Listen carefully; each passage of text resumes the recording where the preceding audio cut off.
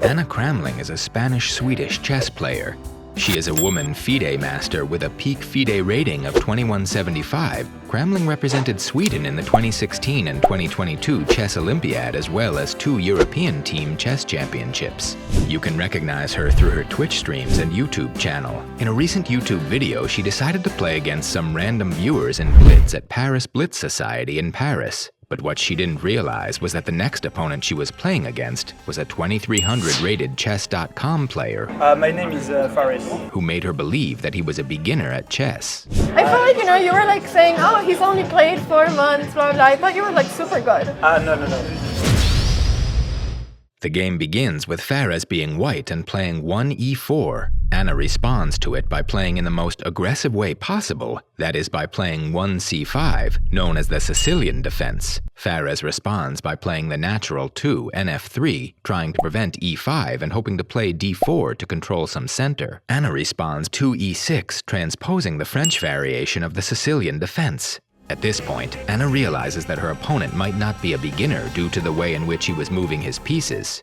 You play chess as if you're like your player moves as if you're really good though. Though still trying to be in disguise, Fares refuses it and says that he is not an experienced player. No. In this position, every bishop move is decent except bishop h6, which will hang the bishop. But Fares again plays the best move, bishop to g5. At this point, Anna had enough and told him out loud that she thinks he is lying about playing chess for only 4 months. Fares again tried to make up a story, but slipped by saying he has been playing chess for only 2 months. I started 2 months ago. Though initially, he said he had been playing for 4 months. I feel like, you were like saying, oh, he's only played 4 months, blah, blah. I thought you were like super good. No. But being a true friend means being the ultimate magician, turning your buddy's blunders into disappearing acts. No.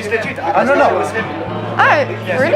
Well, I told him chess. Anna responds by playing her knight to e7, trying to trade knights. Here, Anna asks Fares about his rating on chess.com, to which Fares replies I don't know. I just play for fun. which increases Anna's suspicion even more. Fares brings his knight to game by playing knight to e3. Here, Anna made the first mistake of the game, which indeed is a huge mistake, as she played pawn to f5, which sways the bar to Fares' side. Fares realizes that there is something in the position and plays the best move, knight takes knight on e7 with check. Anna takes with the queen. Fares, to no one's surprise by now, again plays the best move and chops the pawn on f5. Anna here had a nice idea, but she missed it. The idea was rook takes on f2, grabbing a pawn, and if rook captures it back, then the idea was rook from a8 to f8, and the white rook cannot take it as it is pinned by the bishop. The best move for white here would have been bishop to f3, trying to protect the rook, but it doesn't matter as bishop will take the rook, and the only move will be for the king to take the bishop, and then the stunning move e4, and then taking the bishop on the next turn as it is pinned because of the rook. Anna, short of time, missed this and blunders with bishop to g5, allowing Fares to play bishop to f3 and attacking Anna's rook on a8. Fares now plays queen to e4, trying to attack the pawn on b4, but Anna protects it by playing her rook to f4, attacking the white queen.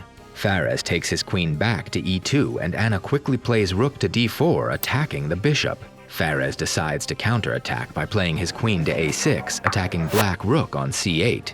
Anna protects it by playing the rook to f8. Sometimes our mistakes take center stage, but don't worry, even our slip-ups can have a rhythm all their own. Here, Fares completely throws away his win in time pressure by playing queen to b7, trying to trade queen. What he didn't realize was that after the queen trade, the game is drawish because there will be no progress for either side, as the structure will be cemented on both sides of the board. Anna correctly exchanges the queen and plays rook to b8, attacking Fares' bishop on b7. Fares plays rook a to c1, taking control of the open file, but what both players didn't realize was that the rook on c3 is hanging as the bishop is targeting it from g5. If Anna would have taken the rook with her bishop, she would have been winning, but she missed it and played b3. Fares, too, again missed that his rook was hanging and played pawn to a3. Anna finally realized that the rook was hanging and What? Fares took it back with his other rook, but at this position Anna is completely winning. Fares, realizing that the position is now lost, tries to counterattack by playing rook to c7, and Anna responds by taking away the b2 pawn and creating her own passed b pawn. Fares tries to bluff Anna by pushing his pawn to e7. Anna here had only one winning move, that was king to f7, but she throws away the game by playing king to g8. Fares finds the only winning move in the position by giving bishop d5 check, forcing the king in the corner. Anna plays the king to h8. Fares, realizing that there is a back rank checkmate, creates luft for the king and plays pawn to h3. Anna pushes her pawn to b2, trying to make a new queen, but Fares finds the best move and plays rook to d7 so that he can play rook to d8 on the next move and make a new queen.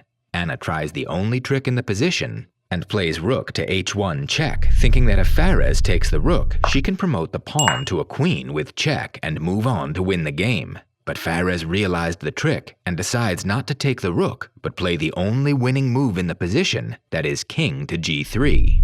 Anna promotes the pawn to a queen, thinking Fares took the rook, but it was of no use, as Fares now has mate in 2, and Fares correctly plays it by giving rook d8 check, forcing the white rook to take it and promoting the pawn to a queen with a checkmate, as the king is boxed in the corner. Oh wait, what? You didn't. I thought you said that. After the game, Anna asks Fares what his real rating was, So what's your real rating? and he tells her I play on chess.com and I'm 20. 2300? Yeah, that's what I thought.